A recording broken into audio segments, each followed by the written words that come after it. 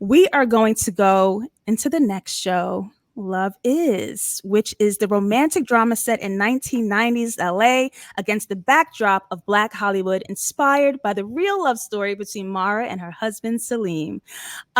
You and your husband have been noted in Hollywood as this power couple, often creating impactful cultural stories about love together. So, you guys have shared so much of your personal selves in that story, as I am doing in She Loves Me Not. And so I wanted to know, when you are creating with your love, what is your joint approach in creating that story?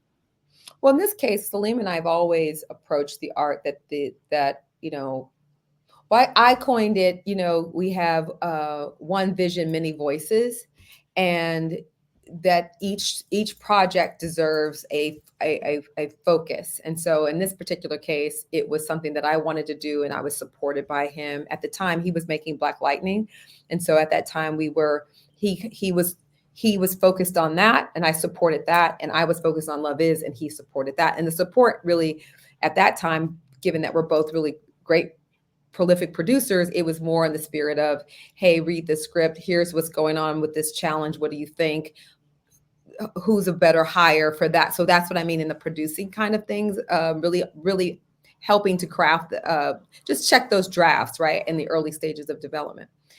That said, Go ahead. yeah, I think that for me, Love Is was using our love story. People love to hear about our love story, and I asked myself the question: can I offer our love story as a way to not just be like, oh, look at our love story, but what could it be a reflective not only of the times in which I was telling it, but that it was resonant to what was currently where the current audience was today. And one, I feel like going back to that time period, there was so many levels of love in that story, loves of friendship as you're built. Again, going back to Writers Colony, those early days of me writing in this business, we got through it together. I met a lot of the people Gina Prince Bythewood, Felicia Henderson, they came out of the writer's room. Those friendships were lasting as a result of us working literally like long periods of time. But it was also another time to really show a really beautiful era that was built during the 90s. It was beautiful to be on a set.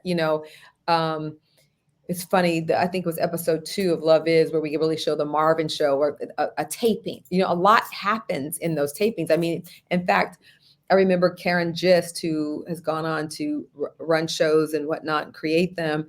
She was sitting in the studio audience and figured out where the writers were and introduced herself. So it was just like this, it was a heaven and a haven for us. It was like the HBCU experience of Hollywood. And I felt like I wanted to show so many layers of love. The first love story being two people going after their dreams, and two people at different points in their journey of their dream.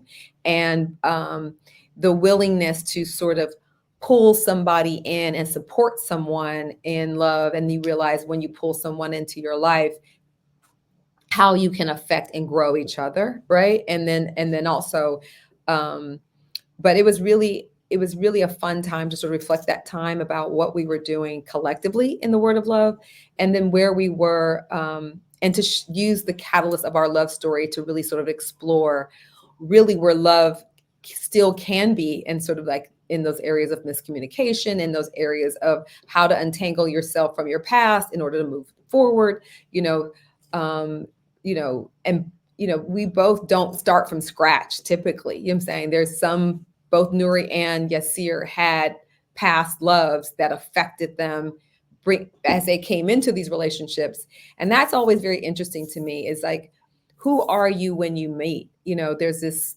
beautiful romantic moment, but to sustain a relationship, you're going to have to start unpacking some things about yourself and getting, I just find like it's very rare often, especially, that we were pausing to like, let me heal thyself before I go back out dating. No, we were like, that's me. I'm like, let me take a minute, because that was a rough one. Who was I back there? I want to make sure that I'm presenting myself in. First of all, I want to clean up the residue. Somebody said, Felicia in the chat said the word residue. I like it. I want to clean up the residue from that But mess that I just went through before I kind of move it's forward a interesting. bit. But your generation, here's what's interesting. Your generation has come to that. Mm-hmm. And I think it's the age of information where more people are able to share their opinions and not just be sort of like my generation. We had 3 channels of news. You know what I I'm saying? remember Channel 3. We had Yes. certain magazines. No, seriously. I mean, we Yeah. had limited publication. We had limited. So our idea, and then what was happening in our own homes and environments and communities. But that's what informed us in a lot of ways. A lot was music. If you listen to a lot of the music, it's filled with all kinds of scenarios around love and relationship. But the interesting thing is, I find that it was less about where you guys are, where it had less therapy to it, if it makes sense. You know what I mean? It had less, you just was like, okay, well, that relationship fucked me up. Let me Go go read a book about it and I'll be back in the game in no time because Well, I don't even know if you read a book. You just went to work. You kept it moving. You went to the club. You talked about it with your girlfriends, and you're like, "Oh shit, girl." I mean, yeah, you're trying to just it's a matter of just sort of keeping it moving and then using what you had at the time to just go exactly, ahead and progress exactly. to move So now forward.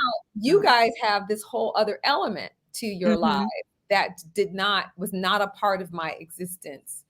And I think, and of course, not just Mara's existence, is everyone's, but as an observer of the times, I'm just saying that was not in our behavior Mm-hmm. overarchingly, right? People were not thinking about therapy overarchingly. You know what I'm saying? I'm not to say that people didn't, but that was not a part of the culture. That was not a part of the conversation.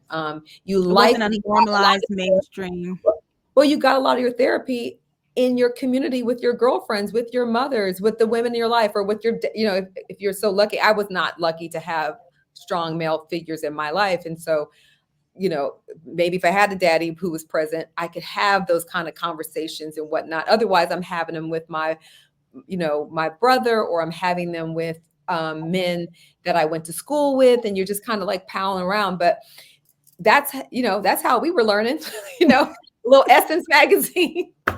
As there's a line in the script of She Loves Me Not, and it's like, girl, love is not a battlefield, it's a playground. If you fall down, scrape your knee, put a band-aid on, and woman the fuck up. I've read my script.